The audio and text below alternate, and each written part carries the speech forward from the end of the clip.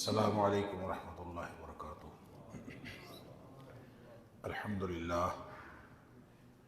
الحمدللہ وکفا وسلام علی عبادہ الذین اصطفیٰ۔ اشہد ان لا الہ الا اللہ وحدہ لا شریک لہ واشہد ان محمدا عبدہ ورسولہ صلی اللہ علیہ وآلہ وسلم۔ اللہم صلی علی محمد وعلی آل محمد کما صلیت علی ابراہیم وعلی آل ابراہیم انک حمید مجید۔ اللہم بارک علی محمد وعلی آل محمد کما بارکت علی ابراہیم وعلی آل ابراہیم انک حمید مجید۔ اما بعد، اللہ کے فضل اور اللہ کی توفیق سے آج کے قیام میں 10 پارے مکمل ہو گئے۔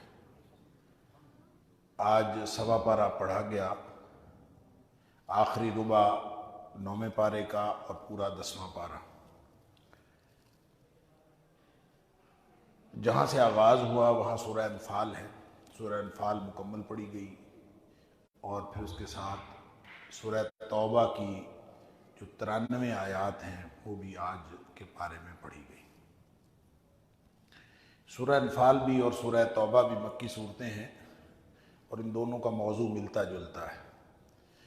انفال کہتے ہیں زائد چیز کو، یہاں انفال سے مراد نفل کی جمع ہے، یہاں انفال سے مراد مال غنیمت۔ تو غنیمتوں کے بارے میں کون اس کا مالک ہے، اس کا مصرف کیا ہونا چاہیے، یعنی مال غنیمت اس مال کو کہا جاتا ہے جو لڑائی کے بدلے میں، لڑائی کے نتیجے میں مسلمانوں کے ہاتھ لگتا ہے، اس کی تقسیم کیسے ہونی ہے۔ اور وہ آگے جہاں سے 10ویں پارے کا آغاز ہوا وہاں بتایا، لیکن یہاں اس حقیقت کو واضح کیا ہے کہ قُلِ الْأَنْفَالُ لِلَّهِ وَالرَّسُولِ، ان مال غنیمت کا اصل مالک اللہ ہے۔ لہذا کسی کو یہ قطعاً ذہن میں خیال نہ آئے کہ یہ میں اس کا مالک ہوں، نہ کوئی شخص خود سے کسی مال غنیمت کی کسی چیز کو لے سکتا۔ نبی کریم صلی اللہ علیہ وسلم اسائن کرتے تھے کہ تم یہ لے جاؤ، تم یہ لے جاؤ، پھر وہ اس کا حقدار بنتا تھا۔ اس کا بھی ایک فارمولہ ہے، اس کے مطابق ہوتی ہے۔ باقی اس میں اس کا جو بنیادی موضوع ہے سورہ انفال کا، ایک غزوہ بدر پر تبصرہ ہے، اور غزوہ بدر میں پھر فلسفہ جہاد بھی اس میں بیان ہوا ہے، آداب جہاد کے آداب بھی، جہاد کی ترغیب بھی، اس کے فضائل بھی اس میں بیان ہوئے ہیں، اور صلح اور جنگ کے احکام بھی اس میں بیان ہوئے ہیں۔ یوں کہہ لیجئے کہ غزوہ بدر پر تبصرہ کرتے ہوئے ایک تو یہ بتایا گیا ہے کہ نصرت الہی اصل کامیابی کی بنیاد ہے اللہ کی مدد۔ پھر اس میں وہ صفات اور وہ خوبیاں مسلمانوں کی بیان ہوئی ہیں جن کی وجہ سے اللہ تعالیٰ نے کامیابی عطا کی، جو کامیابی کا باعث بنی، اور ان خامیوں کا تذکرہ بھی کیا گیا ہے جو خامیاں ابھی مسلمانوں میں باقی ہیں اور ان کا دور کیا جانا ضروری ہے۔ آغاز انفال سے ہوتا ہے۔ قُلْ يَسْأَلُونَكَ عَنِ الْأَنْفَالِ، آپ سے لوگ سوال پوچھتے ہیں مال غنیمت کے بارے میں، تو آپ کہہ دیجئے قُلِ الْأَنْفَالُ لِلَّهِ وَالرَّسُولِ، آپ کہہ دیجئے کہ انفال جو ہے، مال غنیمت جو ہے، اس کے مالک اللہ اور اس کے رسول ہیں۔ فَاتَّقُوا اللَّهَ وَأَصْلِحُوا ذَاتَ بَيْنِكُمْ، تم اللہ سے ڈرو اور آپس کے معاملات درست رکھو۔ اس کے بعد اللہ کریم نے حقیقی مومن کی 6 صفات یہاں پہ بیان ہوئی ہیں۔ اصل مومن والے کو وہ ہوتے ہیں وَأَطِیعُوا اللَّهَ وَرَسُولَهُ إِن كُنتُم مُؤْمِنِینَ، جو اللہ اور اس کے رسول کی اطاعت کرتے ہیں، اور اصل مومن وہ ہوتے ہیں جب ان کے پاس اللہ کا ذکر کیا جائے تو ان کے دل دہل جاتے ہیں، اللہ دل ڈر جاتے ہیں۔ وَإِذَا تُلِيَتْ عَلَيْهِمْ آیَاتُهُ، جب ان کے پاس اللہ کی آیتیں تلاوت کی جاتی ہیں، زادتہم ایمانا، ان کا ایمان بڑھ جاتا ہے، اور اللہ پر وہ توکل کرتے ہیں، نماز پڑھتے ہیں اور انفاق فی سبیل اللہ کرتے ہیں۔ الذین یقیمون الصلاۃ ومما رزقناہم ینفقون اولئک ھم المؤمنون حقا، یہ ہیں سچے اور پکے مومن، ان کے درجات ہیں اللہ کے پاس اور ان کے لیے پاکیزہ رزق ہے۔ پھر آیت نمبر 5 سے لے کر آیت نمبر 14 تک غزوہ بدر کا پس منظر اور مقاصد بیان کیے گئے، اور بدر کے سلسلے میں انعامات الہی کا ذکر ہے، اور اس میں سب سے پہلا انعام کہ حق کے ساتھ نبی اکرم صلی اللہ علیہ وسلم گھر سے روانہ ہوئے۔ پھر دوسرا انعام یہ ہے کہ تجارتی قافلے کی بجائے آپ کو جنگی قافلے سے مقابلہ ہوا، ہوا اصل میں یہ کہ جب نبی کریم صلی اللہ علیہ وسلم مدینہ منورہ سے چلے تھے تو اس وقت لوگوں کو یہ نہیں پتہ تھا کہ ہم جنگ لڑنے جا رہے ہیں یا ہم کسی ایک کس قافلے کے ساتھ ہمارا مقابلہ ہونے جا رہا ہے۔ نکلے تھے، ہوا یہ کہ سعد بن معاذ رضی اللہ تعالیٰ عنہ ایک بڑے جلیل القدر انصاری صحابی ہیں، وہ گئے تھے مکہ مکرمہ، تو وہاں پہ ابو جہل نے ان کو دھمکی لگائی کہ اگر تو امیہ کا مہمان نہ ہوتا تو میں تجھے زندہ واپس نہ جانے دیتا۔ تو سعد بن معاذ نے کہا کہ چلیں ہم بھی تمہیں دیکھ لیں گے، تمہاری تجارتی شاہراہ مدینے کے پاس سے گزرتی ہے تو ہم بھی تمہیں وہاں دیکھ لیں گے۔ یہ باقاعدہ مکالمہ ہوا تھا۔ پھر اس کے بعد جب ان کا تجارتی قافلہ جا رہا تھا، ابو سفیان لے کے جا رہا تھا شام کی طرف، تو اس کے جاتے ہوئے بھی نبی کریم صلی اللہ علیہ وسلم اور اہل ایمان نے ان کا پیچھا کیا تھا۔ اس کو غزوہ ذات العشیرہ کہتے ہیں۔ تو وہ نکل گیا تھا قافلہ، پکڑا نہیں گیا۔ تو جب واپسی وہ چلا ہے وہاں سے ابو سفیان، اس کو خطرہ تھا کہ اب میں واپسی پہ پکڑا جاؤں گا، اب تو مال تجارت بھی ان کے پاس کافی زیادہ تھا، تو ان کا خیال تھا میں پکڑا جاؤں گا، لہٰذا اس نے وہیں سے ہی ایک شخص کو جس کا نام دمدم بن عمر غفاری تھا، اس کو وہیں سے دوڑا دیا تھا کہ تم جاؤ اور جا کے مکے والوں کو بتاؤ کہ مدینے والوں سے یعنی محمد کریم صلی اللہ علیہ وسلم سے ہمیں خطرہ ہے۔ لہٰذا اس نے وہ وہیں سے تیز اپنا ایک رستہ لے کے تیز سواری سے وہ جا کے مکے والوں کو اس نے بتایا۔ جب اس نے مکے والوں کو بتایا تو مکے والے اسی وقت تیاری کرنے لگے اور وہ تیاری کر کے وہاں سے لشکر لے کے نکل کھڑے ہوئے۔ لہذا اب ایک لشکر تھا ادھر سے آ رہا، اب ایک لشکر تھا جو مکہ سے چل پڑا تھا۔ مکہ سے جو چلا تھا وہ جنگ لڑنے کے لیے چلا تھا، جو وہاں سے آ رہا تھا وہ تجارتی قافلہ تھا۔ نبی کریم صلی اللہ علیہ وسلم جب مدینہ سے روانہ ہوئے تو آپ نے صحابہ کرام کو یہ بتایا تھا کہ دو قافلے ہیں، دونوں میں سے کسی ایک کے ساتھ آپ کا مقابلہ ہونا ہے، ایک کے ساتھ آمنا سامنا۔ اللہ تعالیٰ نے اس کا ذکر یہاں کیا پہ فرمایا ہے وَإِذْ يَعِدُكُمُ اللَّهُ إِحْدَى الطَّائِفَتَيْنِ أَنَّهَا لَكُمْ، جب اللہ نے تم سے وعدہ کیا تھا کہ دو میں سے کوئی ایک قافلہ جو ہے وہ تمہارے لیے ہے، وہ تمہیں اس کے ساتھ تمہارا مقابلہ ہوگا۔ وَتَوَدُّونَ أَنَّ غَيْرَ ذَاتِ الشَّوْكَةِ تَكُونُ لَكُمْ، اللہ اکبر، اور تم یہ چاہ رہے تھے کہ وہ قافلہ جو غیر مسلح گروہ ہے، جس کے پاس اسلحہ کوئی نہیں ہے، ان کے ساتھ تمہارا مقابلہ ہو۔ یعنی نبی کریم صلی اللہ علیہ وسلم کو علم تھا، نبی پاک صلی اللہ علیہ وسلم نے صحابہ کرام کو نہیں بتایا۔ یہ سارے دعائیں کرتے رہے، اللہ کرے ابو سفیان والا قافلہ ملے، اللہ کرے ابو سفیان والا قافلہ ملے۔ نبی کریم صلی اللہ علیہ وسلم گھر سے نکلتے وقت پوری تیاری کر کے نکلے تھے اور جنگ لڑنے کے لیے ہی نکلے تھے۔ بہرحال وہ وَيُرِيدُ اللَّهُ أَن يُحِقَّ الْحَقَّ بِكَلِمَاتِهِ وَيَقْطَعَ دَابِرَ الْكَافِرِينَ، تمہارا خیال تھا کہ قافلہ غیر مسلح ملے، اللہ تعالیٰ چاہتا تھا کہ تاکہ آج کافروں کی جڑ کاٹ دی جائے، لہٰذا فیصلہ کن مار کا وہ ہونا تھا، لہٰذا ہوا۔ اچھا، جب نبی کریم صلی اللہ علیہ وسلم بدر کے مقام پر آ گئے اور آ کے آپ نے قیام پڑاؤ کر لیا، تو یہ پہاڑی کے پیچھے ان کا قیام تھا، تو وہاں پہ نبی پاک صلی اللہ علیہ وسلم نماز پڑھ رہے تھے، تو یہ صحابہ کرام آخر تک جو ہے ان کی امید یہی تھی کہ ہمارا سامنا جو ہے ابو سفیان کے قافلے کے ساتھ ہوگا۔ تو یہ نبی پاک صلی اللہ علیہ وسلم نماز پڑھ رہے تھے، تو انہوں نے ایک بندہ پانی بھرنے کے لیے آیا، تو انہوں نے اس کو پکڑ لیا، تو اس سے پوچھا کہ تم کس قافلے کے ہو؟ اس نے بتایا کہ میں ابو جہل کے قافلے کا ہوں، وہ جو مکے والا قافلہ ہے لڑنے کے لیے اس سے۔ انہوں نے اس کو اور مارا، پھر پوچھا کس قافلے سے؟ اس نے کہا میں اسی قافلے سے، وہ تھا ہی اسی قافلے سے، اس کو اور مارا۔ ان کا دل کرتا تھا یہ کہے کہ میں ابو سفیان کے قافلے سے ہوں، کیونکہ ان کا دل تھا کہ وہ ملے۔ اللہ تعالیٰ نے فرمایا وَتَوَدُّونَ أَنَّ غَيْرَ ذَاتِ الشَّوْكَةِ تَكُونُ لَكُمْ، تمہارا دل یہ کرتا تھا کہ وہ ملے، لہٰذا اس کو پٹائی کرتے رہے، بالآخر وہ بیچارہ مار سے جان چھڑانے کے لیے کہتا میں ابو سفیان کے قافلے سے۔ جب اس نے کہا تو انہوں نے مارنا بند کر دیا۔ نبی پاک صلی اللہ علیہ وسلم نے نماز ختم کی تو آپ نے فرمایا جب تک وہ سچ بولتا رہے تم اس کو مارتے رہے، اور جب اس نے جھوٹ بولا تو نے اس کو چھوڑ دیا۔ تو یہ صحابہ کرام کا معاملہ تھا کہ وہ چاہ رہے تھے کہ اس کے ساتھ، مگر نہ وہ تو ابھی قافلہ پہنچا ہی نہیں تھا کہ انہوں نے زمزم غفاری پہلے پہنچ گیا تھا اور پہلے اطلاع مل گئی تھی اور وہاں سے وہ قافلہ چل پڑا تھا۔ لہذا جب اللہ نے قرآن میں کہہ دیا کہ دو قافلوں میں سے ایک قافلہ ملے گا، تو اس کا مطلب ہے دونوں راستے پر تھے نا، دونوں چل پڑے تھے نا، دو قافلے تھے نا، ایک تو نہیں تھا۔ جب نبی پاک صلی اللہ علیہ وسلم مدینے سے چلے ہیں تو دونوں قافلے سامنے تھے، ایک وہاں سے چلا ہوا اور ایک ادھر سے جا رہا۔ تو اس کا مطلب یہ ہے کہ یہ ایسا نہیں ہوا کہ نبی کریم صلی اللہ علیہ وسلم تجارتی قافلہ پکڑنے گئے تھے اور وہ نکل گیا اور پھر آگے سے وہ قافلہ آ گیا، ان کے ساتھ جنگ لڑنا پڑی، ایسے نہیں ہوا۔ عام طور پہ جو سیرت کی کتابوں میں لکھا ہے اس سے یہی تاثر ملتا ہے کہ نبی کریم صلی اللہ علیہ وسلم اس تجارتی قافلے کو پکڑنے کے لیے گئے تھے تو آگے سے جو ہے وہ جنگ لڑنا پڑ گئی، یہ نکل گیا، بچ کے نکل گیا تو آپ کو جنگ لڑنا پڑ گیا، ایسا نہیں۔ بلکہ نبی کریم صلی اللہ علیہ وسلم کو پتا تھا، اللہ نے دو قافلے بتا ہی دیا تھا کہ دو ہیں، دو میں سے ایک کے ساتھ تمہارا۔ بہرحال یہ بھی اللہ تعالیٰ کی کرم نوازی تھی، اللہ کی نعمت تھی، اللہ کی رحمت تھی کہ ان کے ساتھ آمنا سامنا ہوا۔ پھر نبی پاک صلی اللہ علیہ وسلم نے دعا کی، حضور کی دعا جو ہے تب اللہ کی مدد آئی ہے۔ اذ تستغیثون ربکم فاستجاب لکم انی ممدکم بألف من الملائکۃ مردفین۔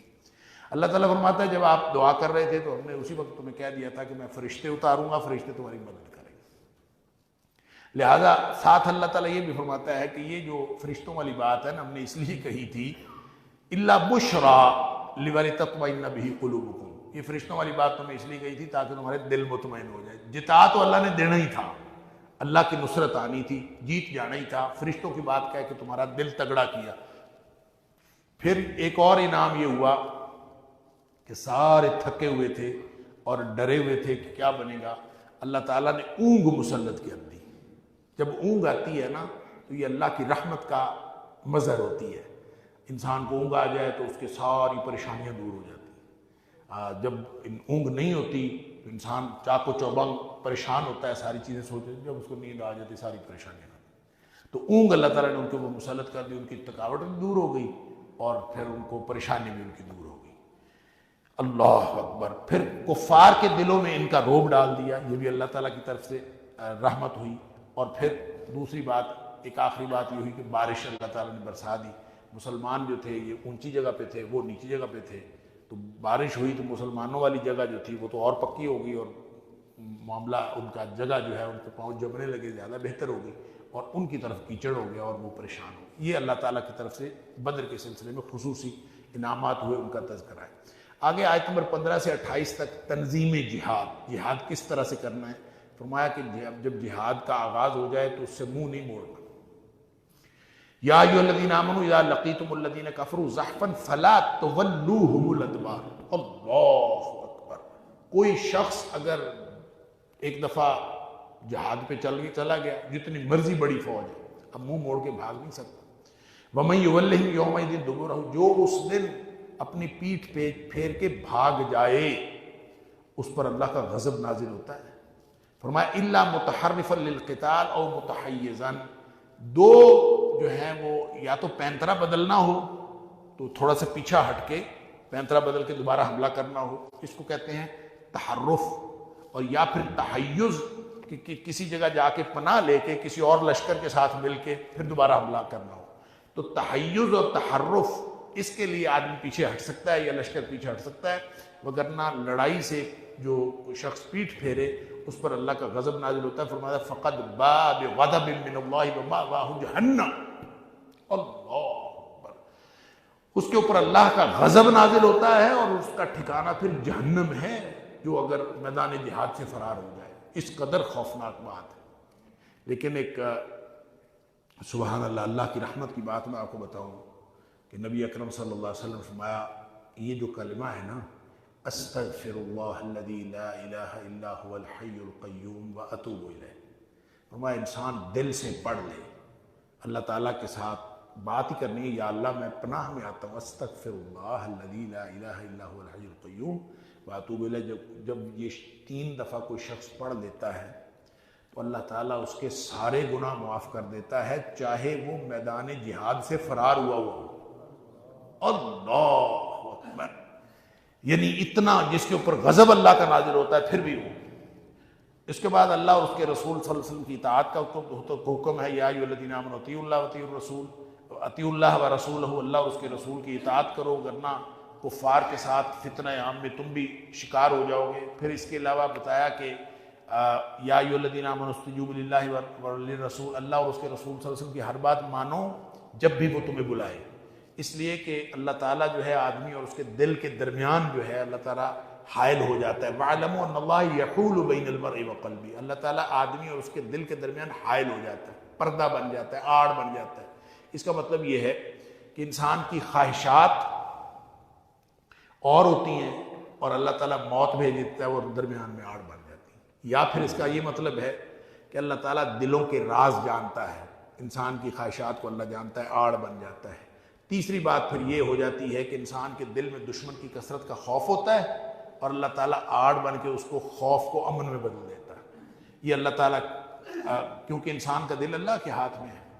پھر عمومی حکم ہے کہ اللہ تعالیٰ اور اس کے رسول صلی اللہ علیہ وسلم کے خیال بددیانتی نہ کرو. پھر آگے آیت نمبر 29 سے 40 تک قریش کا کردار, یعنی اس بدر کی جنگ کا جواز بتایا ہے. یہ جنگ کیوں لڑی مسلمانوں نے؟ اکثر لوگوں کو سمجھ نہیں آتی کہ یہ جنگ دفاعی تھی یا اقدامی تھی, کیونکہ نبی پاک صلی اللہ علیہ وسلم مدینہ منورہ سے ہی جنگ لڑنے کے لیے نکلے تھے. لہٰذا لوگ کہتے ہیں کہ یہ اقدامی جنگ تھی, نبی پاک صلی اللہ علیہ وسلم اقدام کیا تھا. بالکل ٹھیک ہے, اقدام کیا تھا, لیکن بات سمجھ لیجئے نبی پاک صلی اللہ علیہ وسلم کے اوپر جنگ مسلط کی گئی تھی. قرآن کہتا ہے ہم بدؤکم اول مرہ, جنگ مسلط سب سے پہلے انہوں نے کی تھی کافروں نے. نبی کریم صلی اللہ علیہ وسلم جب مکہ مکرمہ سے نکلے ہیں تو آپ کو تو قتل کرنے کا منصوبہ بنایا ہوا تھا. تو اللہ تعالیٰ نے یہاں پہ یہ جواز بتایا ہے کہ یہ جنگ اس لیے کہ دار الندوہ کے اندر وَإِذْ يَمْكُرُ بِكَ الَّذِينَ كَفَرُوا لِيُثْبِتُوكَ أَوْ يَقْتُلُوكَ أَوْ يُخْرِجُوكَ, تیرے لیے وہ مشورہ کر رہے تھے دار الندوہ کے اندر بیٹھ کے, پلاننگ ہو رہی تھی کہ یا تو جو ہے وہ آپ کو قید کر لیں یا آپ کو قتل کر دیں اور یا پھر آپ کو نکال دیں. وہ پلاننگ کر رہے تھے کریں. اس وقت اللہ تعالیٰ نے وَيَمْكُرُونَ وَيَمْكُرُ اللَّهُ, ایک پلاننگ انہوں نے کی, ایک اللہ تعالیٰ نے پلاننگ کی, اور اللہ تعالیٰ نے وہاں سے نکال دیا. تو وہاں سے جب نبی پاک صلی اللہ علیہ وسلم نکلے ہیں تو وہ انہوں نے پھر پیچھا بھی کیا ہے. پھر نبی کریم صلی اللہ علیہ وسلم جب مکہ مکرمہ میں آ گئے پھر بھی ان 2 سالوں میں حالت خوف میں تھے اور ہر وقت خطرہ رہتا تھا کہ کسی بھی وقت وہ حملہ آور ہو جائیں گے. اس خطرے میں اگر نبی پاک صلی اللہ علیہ وسلم نے اقدام کیا ہے تو یہ دراصل اقدام نہیں تھا, دفاعی جنگ تھی. پھر اس کی ایک اور بھی اس کی دلیل یہ ہے کہ غزوہ بدر بھی جنگ دفاعی تھی, غزوہ احد بھی دفاعی جنگ تھی, وہ آئے آ کے لڑے, اور پھر غزوہ احزاب بھی دفاعی جنگ تھی, وہ آئے آ کے لڑے. غزوہ احزاب کے موقع پر نبی پاک صلی اللہ علیہ وسلم فرمایا, بخاری شریف کی حدیث ہے, آپ نے فرمایا الآن نغزوہم ولا یغزونا, اب ہم لڑیں گے ان کے ساتھ, اب وہ نہیں ہم سے لڑیں گے. وَنَحْنُ نُشِيرُ إِلَيْهِمْ, اب ہم پیش قدمی کریں گے, ان کی طرف جائیں گے. پھر اس کے بعد ہم دیکھتے ہیں نبی پاک صلی اللہ علیہ وسلم گئے بھی, آپ تبوک بھی گئے, آپ خیبر بھی گئے, آپ فتح مکہ بھی کیا, حنین بھی گئے, مختلف جگہوں پہ جا کے آپ نے. تو اس کا مطلب یہ ہے کہ جب آپ نے الآن نغزوہم کہا کہ اب ہم لڑیں گے, تو اس کا مطلب اس سے پہلے نبی پاک صلی اللہ علیہ وسلم دفاعی جنگیں لڑ رہے تھے. اس کی بات کی اقدامی. بہرحال یہ ایک بحث ہے, لوگوں نے مختلف طریقے سے نبی پاک صلی اللہ علیہ وسلم کے جتنے بھی غزوات ہیں ان کو دیکھا ہے. پھر ایک بڑی وہ بکواس کرتے تھے, احمقانہ سی بات کفار مکہ کیا کرتے تھے کہ اللہم ان کان ھذا ھو الحق من عندک فامطر علینا حجارۃ من السماء, کہ اگر یہ نبی کریم صلی اللہ علیہ وسلم سچے ہیں نا تو اے اللہ تو ہمارے اوپر پتھروں کی بارش برسا. عجیب بکواس کرتے تھے. اللہ تعالیٰ فرماتا ہے وما کان اللہ لیعذبہم وانت فیہم, اے حبیب صلی اللہ علیہ وسلم جس معاشرے میں آپ ہوں اس پر اللہ عذاب نازل نہیں کرتا. نبی کریم صلی اللہ علیہ وسلم کی موجودگی یہ امان ہے.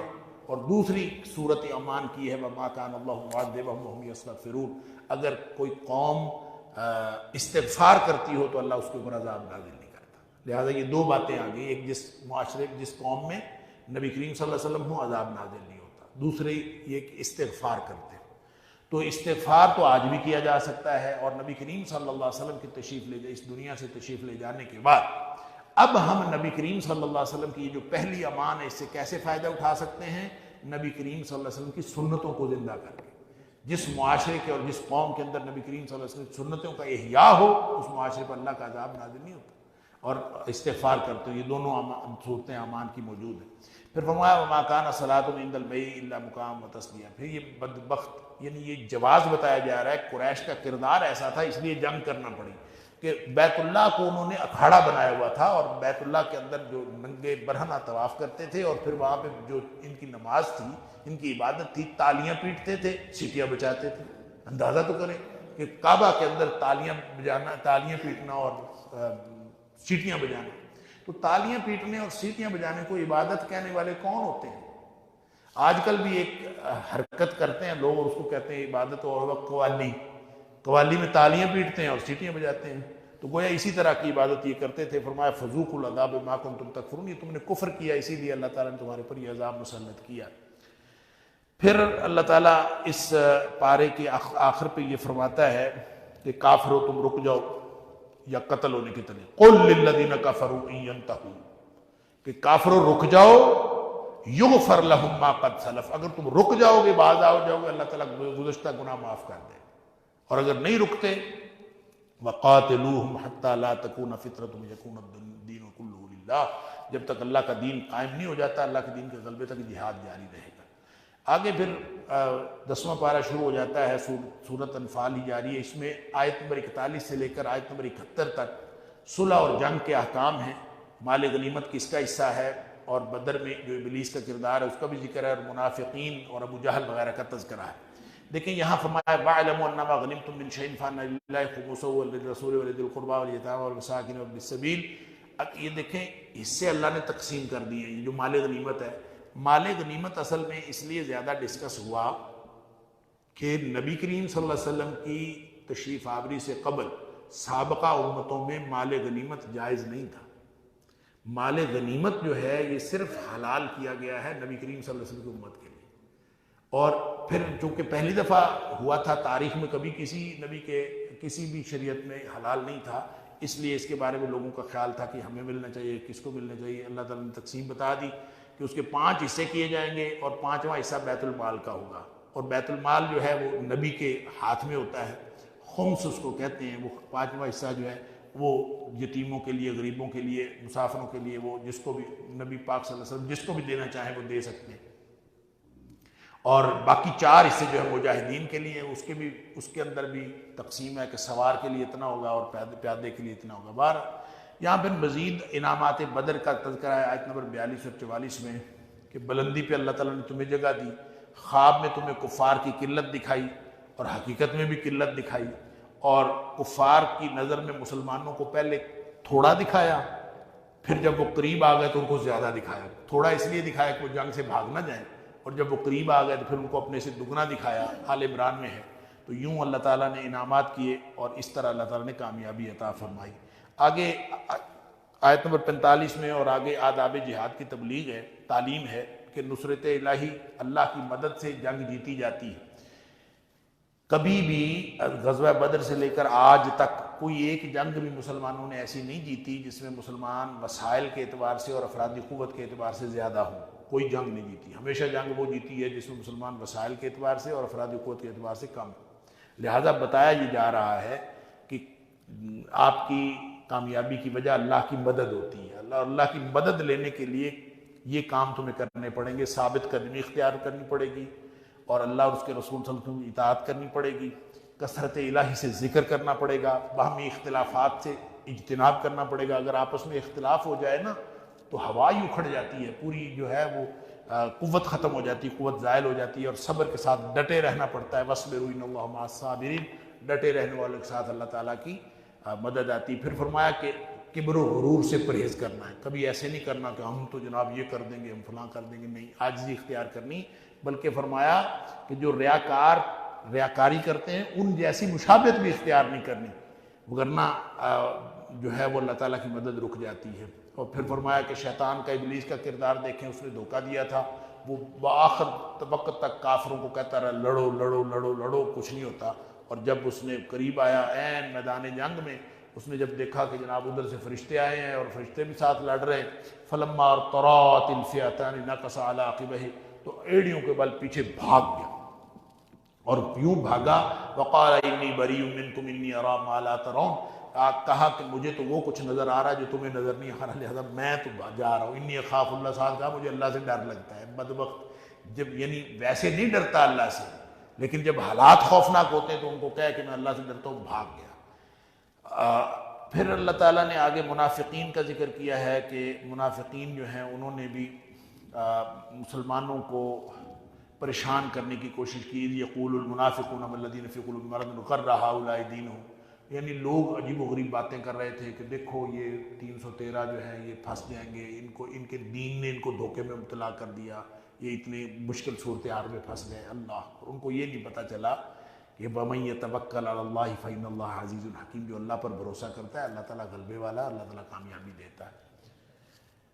پھر اس کے بعد یہ ایک اور بہت بڑا حکم معاہدات کا ہے کہ دیکھیں جہاد جن بھی قوموں کے ساتھ یا جن بھی دشمنوں کے ساتھ ہوتا ہے، دنیا میں بعض اقوام کے ساتھ معاہدے ہو جاتے ہیں، معاہدہ ہو گیا، جس کے ساتھ معاہدہ ہو گیا فرمایا کہ جن کے ساتھ معاہدہ ہو گیا نا ان کے ساتھ آپ نے معاہدہ توڑنا نہیں۔ لیکن ظاہر ہے چاہے آپ کی دشمن قوم ہو، آپ نے معاہدہ کر لیا اور بس بات ختم، معاہدے کو جاری رکھنا ہے۔ لیکن دشمن کیا کرتے ہیں کہ وہ آپ سے معاہدہ کر لیتے ہیں، پھر معاہدہ وہ خود توڑتے ہیں۔ تو فرمایا جو ایسے لوگ ہیں نا الذین عاہدت منہم ثم ینقضون عہدہم فی کل مرۃ ہم لا یتقون، کہ وہ آپ معاہدہ کرتے ہیں اور وہ معاہدہ توڑ دیتے ہیں، ہر دفعہ وہ معاہدہ توڑ دیتے ہیں، ڈرتے ہی نہیں ہیں۔ فرمایا فَإِمَّا تَثْقَفَنَّهُمْ فِي الْحَرْبِ فَشَرِّدْ بِهِم مَّنْ خَلْفَهُمْ لَعَلَّهُمْ يَذَّكَّرُونَ وَإِمَّا تَخَافَنَّ مِنْ قَوْمٍ خِيَانَةً فَانبِذْ إِلَيْهِمْ عَلَىٰ سَوَاءٍ إِنَّ اللَّهَ لَا يُحِبُّ الْخَائِنِينَ۔ اگر جن لوگوں کے کردار کے بارے میں تمہیں پتہ ہے نا کہ معاہدے کی خلاف ورزی کرتے ہیں اور ان کا ٹریک ریکارڈ یہ ہے کہ معاہدے کی خلاف ورزی کرتے ہیں، تم بھی معاہدہ برابری کی سطح پر ان کے منہ پہ دے مارو، نہیں کرتے ہم بھی تمہاری بات، تمہارے ساتھ ہم بھی معاہدے کی پابندی نہیں کرتے۔ اور پھر یہ لوگ ایسے ہیں کہ اگر کبھی لڑائی میں قابو آ جائے نا تو ان کو وہ مارو کہ ان کے پچھلے بھی بھاگ کھڑے ہو۔ یعنی یہ اس طرح نہیں کافر جو ہے نا وہ باز آتے جب تک ان کے اوپر اس طرح سی مار نہ ماری جائے۔ پھر فرمایا کہ قوت تیار رکھو۔ اللہ تعالیٰ نے کب کہا ہے کہ تمہارے پاس ایٹم بم ہو تو ہی لڑنا ہے؟ جتنی قوت ہے وَأَعِدُّوا لَهُم مَّا اسْتَطَعْتُمْ، جتنی طاقت ہے وہ تیار رکھو اور تیاری کرتے رہو۔ سن لیجئے یہ جو قوت کی تیاری ہے، تُرْهِبُونَ بِهِ عَدُوَّ اللَّهِ وَعَدُوَّكُمْ، اس کے ذریعے سے تم اللہ اور اس کے دشمنوں، اپنے دشمنوں کو اور اللہ کے دشمنوں کو ڈراتے رہتے ہو۔ دیکھیں اسلام کی جو پالیسی ہے وہ لڑائی نہیں ہے، لڑائی اسلام کی پالیسی نہیں ہے، جنگ پالیسی نہیں ہے، لیکن جنگ کی تیاری پالیسی ہے کہ جنگ کی تیاری رکھنی ہے، لڑنا نہیں ہے کسی سے۔ لڑنا کب ہے وہ میں نے آپ کو بتایا تھا، سورہ بقرہ کی آیت نمبر 190، سورہ نساء کی آیت نمبر 75، سورہ حج کی آگے آیت نمبر 39۔ 3 صورتیں ہیں جب لڑائی شروع ہوتی ہے۔ قاتلوا فی سبیل اللہ الذین یقاتلونکم، جہاد جنگ کی تیاری تمہاری پوری ہونی چاہیے، کینٹونمنٹ پورے ہونے چاہیے، ایٹم بم بننا ہونا چاہیے، جہاز ہونے چاہیے، ہر چیز موجود ہونی چاہیے۔ اگر کوئی تم سے لڑے تو منہ توڑ جواب دو، لڑو اس سے۔ اگر کوئی تم پر ظلم کرے اس سے بھی لڑو۔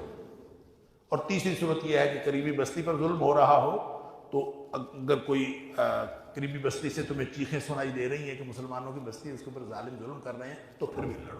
یہ 3 صورتیں ہیں جب آپ نے لڑنا ہے، مگر نہ جنگ کی تیاری پوری رکھنی، اس لیے کہ اس کے فائدہ یہ ہوتا ہے کہ وہ جو دشمن ہے نا وہ بیٹھا رہتا ہے، دبکا بیٹھا رہتا ہے، وہ لڑتا نہیں۔ اگر آپ جنگ کی تیاری نہیں کرو گے تو ہر جو ایرا غیرہ جو ہے، ہر بدماش چور اٹھے گا اچکا اور وہ آپ کے خلاف کوئی نہ کوئی کارروائی کرے گا۔ جب اس کو پتہ ہوگا کہ اس کے گھر میں بندوق ہے اور یہ کسی وقت میں فائر کر دے تو پھر کوئی ادھر منہ نہیں کرتا۔ تو فرمایا تُرْهِبُونَ بِهِ عَدُوَّ اللَّهِ وَعَدُوَّكُمْ، اس سے تم اللہ کے دشمنوں کو اور اپنے دشمنوں کو ڈراتے ہو۔ وَآخَرِينَ مِن دُونِهِمْ لَا تَعْلَمُونَهُمْ اللَّهُ يَعْلَمُهُمْ، ایسے دشمن بھی ہیں جن کو تم نہیں جانتے، اللہ جانتا ہے، وہ بھی ڈر کے بیٹھے رہتے ہیں۔ لہذا یہ تیاری رکھنی چاہیے، اور تیاری پہ جتنے پیسے خرچ ہوتے ہیں نا، فرمایا وَمَا تُنْفِقُوا مِن شَيْءٍ فِي سَبِيلِ اللَّهِ يُوَفَّى إِلَيْكُمْ، ایٹم بم ایسے نہیں بن جاتا۔ فرمایا تم جہاد کے لیے تیاری کرو، اور تم جب جتنا پیسہ تمہارا خرچ ہوگا نا اللہ کے راستے میں، اللہ سارے کا سارا واپس لوٹا دے گا۔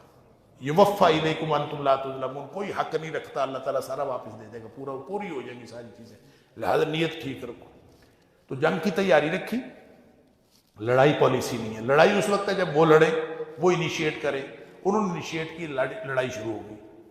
این لڑائی کے وقت بھی لڑائی ہو رہی ہے، دونوں طرف سے جنگ ہو رہی ہے، ایک دم کافر اعلان کرتے ہیں جی ہم صلح کرتے ہیں۔ بات سمجھیں گے پالیسی کیا ہے اسلام کی، سبحان اللہ۔ این لڑائی کے دوران ان کی طرف سے پیغام آ گیا بھی ہم صلح کرتے ہیں۔ وَإِن جَنَحُوا لِلسَّلْمِ فَاجْنَحْ لَهَا، اگر وہ صلح کی طرف آمادہ ہوں تو آپ بھی اسی وقت صلح کی طرف آمادہ ہوں۔ چل این لڑائی کے درمیان صلح کا پیغام آئے کیونکہ پالیسی لڑائی نہیں ہے، پالیسی صلح ہے، امن ہے، لہذا فوراً صلح کر لو۔ اب ظاہر ہے کہ کوئی دھوکے سے بھی پیغام بھیج سکتا ہے نا۔ فرمایا وتوکل علی اللہ، اللہ پر بھروسہ کرو، وَإِن يُرِيدُوا أَن يَخْدَعُوكَ، اگر وہ آپ کو دھوکہ دینے کے لیے بھی یہ کر رہے ہو نا، فَإِنَّ حَسْبَكَ اللَّهُ، آپ کے لیے اللہ کافی ہو جائے گا، پھر بھی آپ نے صلح کر لینا۔ سبحان اللہ، یہ ہے اسلام کی پالیسی۔ بہرحال آگے پھر مومنین کی باہمی محبت کی بات ہے، اور حنین کے مال غنیمت کا تذکرہ ہے۔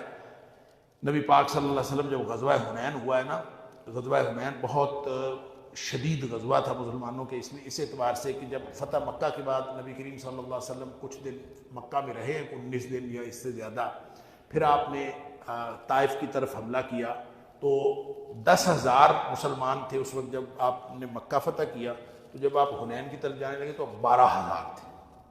تو 12,000 مسلمان تھے، مسلمانوں کو دل میں آیا ہم تو 313 سے تو جیت گئے تھے، آج 12,000 ہیں، آج ہمیں کون ہرائے گا؟ بس وہ ذرا سا منہ سے نکلا، آگے جناب بنو حوازن اور بنو ثقیف کے لوگ جو ہے، اور بنو غطفان کے لوگ، وہ تیر انداز پہاڑوں کے اوپر بیٹھے ہوئے تھے، وہ پہاڑی علاقہ سارا طائف کا، انہوں نے ایسی تیروں کی بچھاڑ کی، مسلمانوں کے سارا لشکر بھی مانگڑ گیا۔ اللہ اکبر! اور پھر اللہ تعالیٰ نے فرمایا کہ یہ ہے اصل نا، یعنی منہ سے نکلا ذرا سا کہ ہمارے پاس آج طاقت بڑی ہے، تو اللہ تعالیٰ نے اسی وقت بتایا طاقت سے نہیں جنگیں جیتی جاتی، جنگ جیتی جاتی ہے اللہ کی مدد سے۔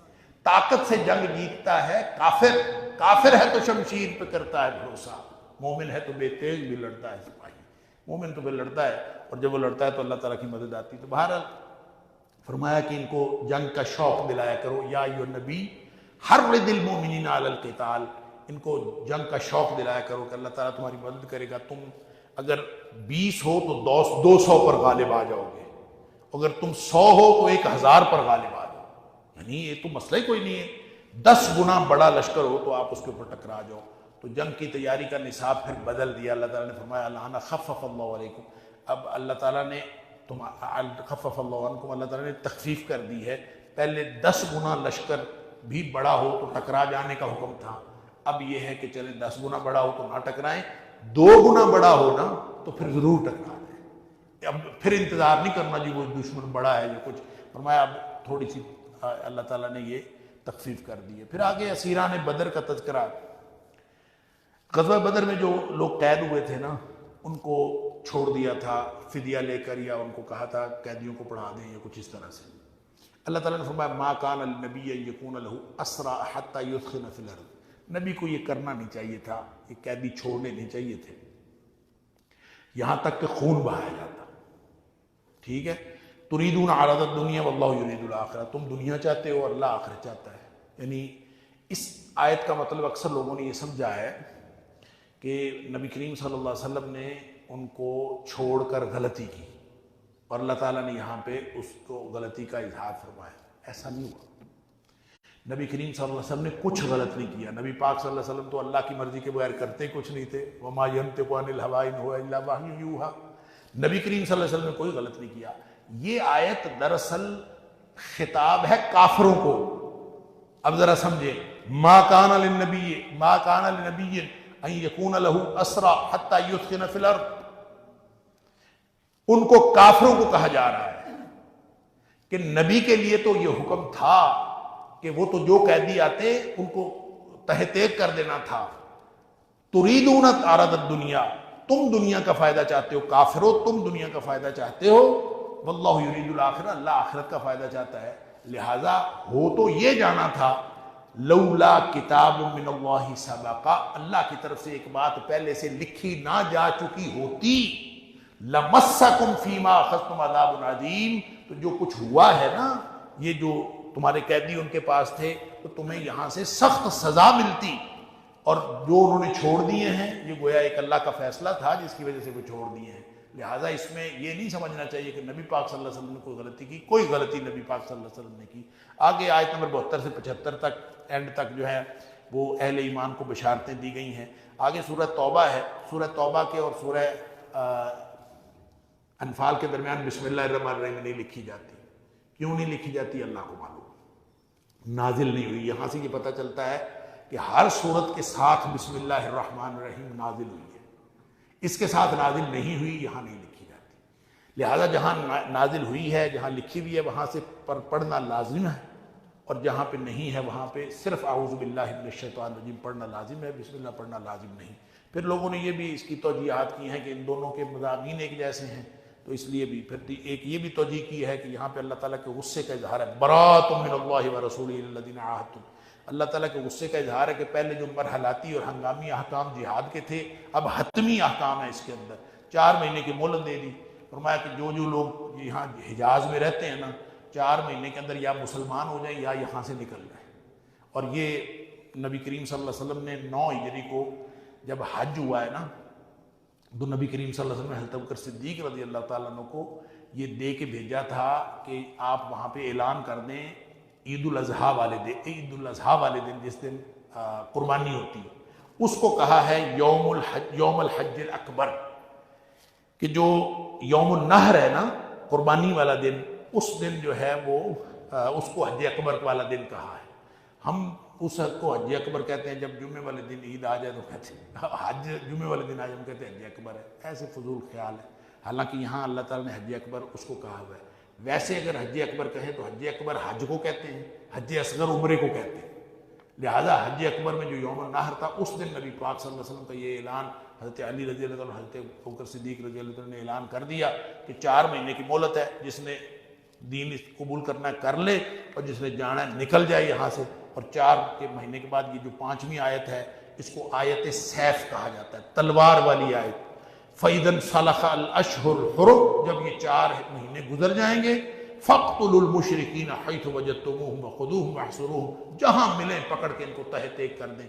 یہ ہے وہ اصل جو اعلان ہوا کہ اگر اس کے بعد حتمی بات ان کو نکال دیا گیا، اور آج تک آپ دیکھتے ہیں کہ حجاز میں کوئی غیر مسلم داخل نہیں ہو سکتا، اس وقت سے نکالے ہوئے ہیں۔ اور آپ وہاں جاتے ہیں تو مکہ مکرمہ میں وہاں گیٹ بنا ہوا ہے، وہاں بتایا جاتا ہے غیر مسلم ادھر کو چلے جائیں، مسلمان ادھر کو چلے جائیں۔ اللہ کا شکر ہے، اللہ تعالیٰ نے ہمیں مسلمان بنایا، ہم وہاں پہ چلے جاتے ہیں۔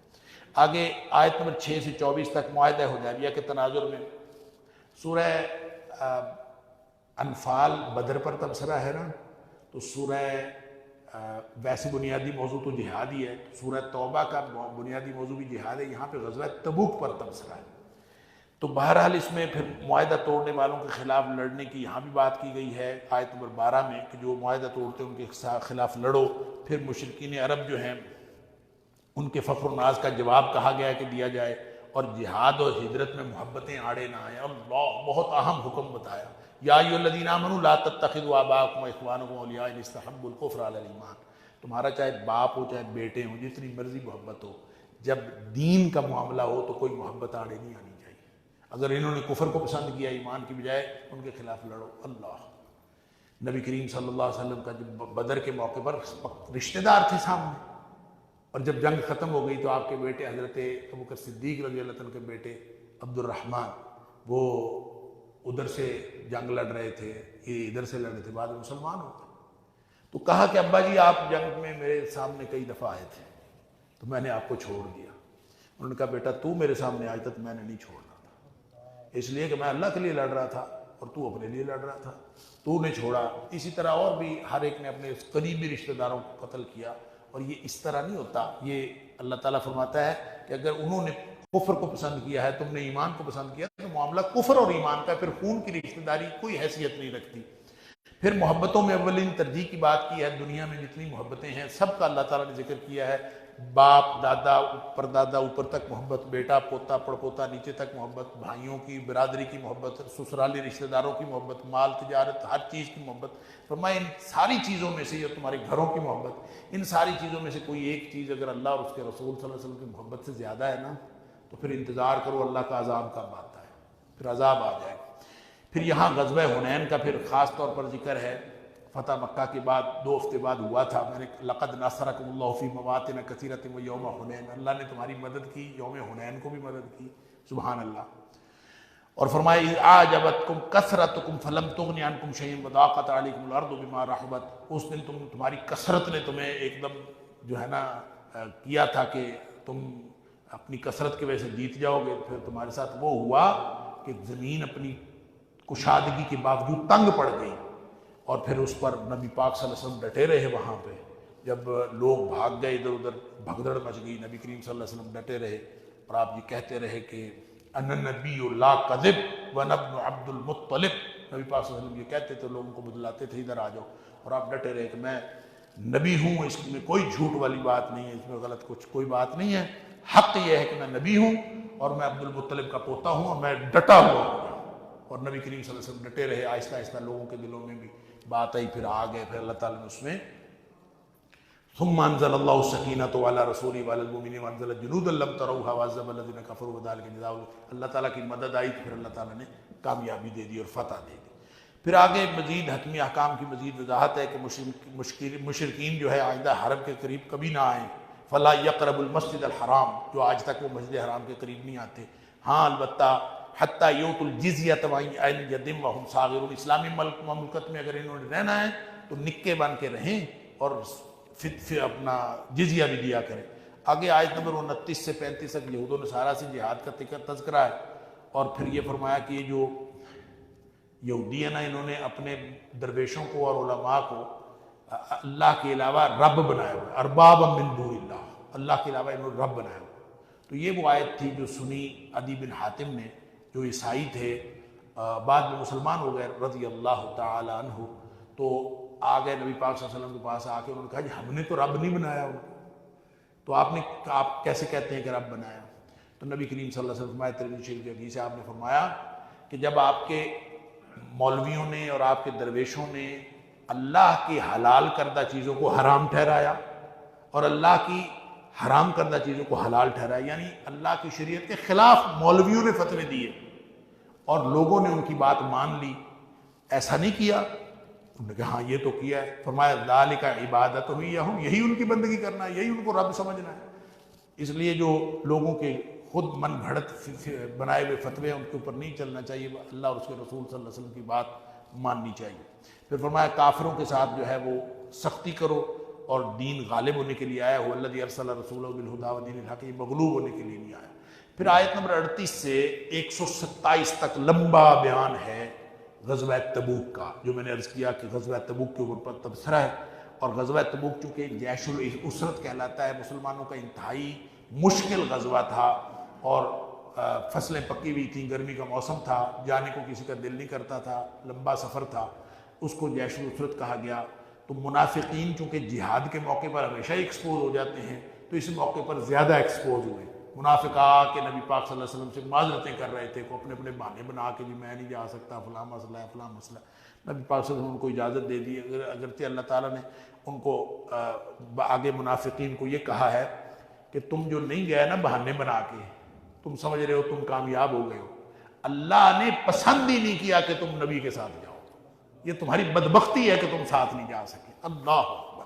بہرحال اس کے اوپر مختلف قسم کے لوگ تھے، 4 طرز عمل سامنے آئے۔ کچھ لوگ تو تھے فوراً تیار ہو گئے، جب نبی پاک صلی اللہ علیہ وسلم نے فرمایا جانا ہے فوراً تیار ہو گئے۔ کچھ لوگ شروع میں ذرا متردد ہوئے، بعد میں تیار ہو گئے۔ کچھ لوگ تھے جن کا آخر پہ جا کے ذکر ہوگا، جن کے پاس عذر تھے اور وہ جا نہیں سکے، اور چوتھے وہ لوگ تھے جو بغیر عذر کے محض کاہلی کی وجہ سے نہیں جا سکے۔ لہذا منافقین تو الگ ہو گئے، منافقین کے علاوہ یہ مسلمانوں میں 4 رویے تھے۔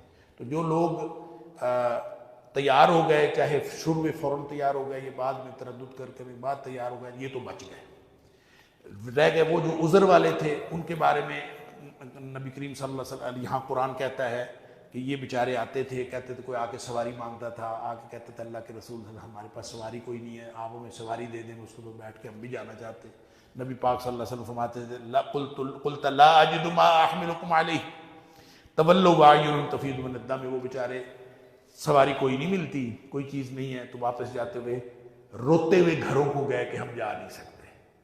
اللہ اکبر۔ یہ جو صحابہ ہیں نا، ان کے بارے میں نبی کریم صلی اللہ علیہ وسلم نے فرمایا، جب آپ جا رہے تھے آپ نے فرمایا صحابہ کو کہ جتنی وادیاں تم گزرتے ہو، جتنے ٹیلے تم گزرتے ہو، جتنے قدم تم نے کیے ہیں، کچھ لوگ ایسے ہیں جو مدینے میں بیٹھے ہوئے ہیں اور وہ ثواب اور اجر میں تمہارے ساتھ شامل ہیں۔ اور وہ صحابہ حیران ہو گئے کہ کیوں؟ نبی پاک صلی اللہ علیہ وسلم حبسہم العذر، جن کو عذر نے روکا ہے، عذر کی وجہ سے وہ بیچارے وہیں رہ گئے۔ اور چوتھا وہ گروہ تھا 3 لوگوں کا، اس کا تذکرہ آگے 11ویں پارے میں آئے گا، جنہوں نے یہ 3 لوگ تھے، کعب بن مالک، ہلال بن امیہ اور عمرارہ بن ربی، کہ یہ بغیر کسی وجہ کے یہ نہیں گئے، ایسے ہی سستی اور کاہلی کی وجہ سے نہیں گئے، اور انہوں نے بہانہ بھی کوئی نہیں بنایا، جھوٹ بھی نہیں بولا، جھوٹا بہانہ بھی نہیں بنایا۔ نبی پاک صلی اللہ علیہ وسلم واپس تشریف لائے تو بتا بھی دیا کہ ہم جو ہے نا اپنی صرف سستی کی وجہ سے نہیں گئے، تو ان کے ساتھ نبی پاک صلی اللہ علیہ وسلم نے بائیکاٹ کا حکم دے دیا، اور ان کے ساتھ 50 دن سوشل بائیکاٹ ہوا، ان کا ذکر جو ہے اگلے پارے میں آئے گا۔ اللہ تعالیٰ مجھے اور آپ کو ہم سب کو قرآن سمجھنے اور عمل کرنے کی توفیق عطا فرمائے۔ وآخر دعوانا الحمدللہ رب العالمین۔